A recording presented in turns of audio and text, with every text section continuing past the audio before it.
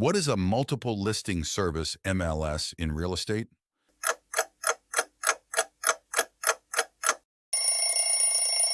A database used by real estate agents to share information about properties for sale. What does the term brokerage refer to in real estate?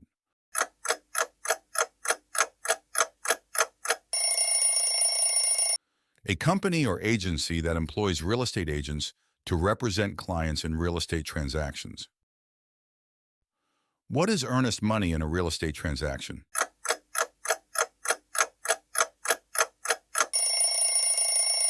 Additional payment made by the buyer to secure the purchase of the property.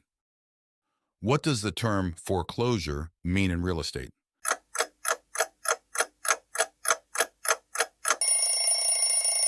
The legal process by which a lender repossesses a property due to the borrower's failure to make mortgage payments.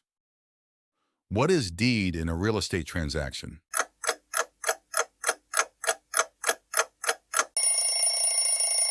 A legal document that transfers ownership of a property from one party to another. What does the term condominium refer to in real estate?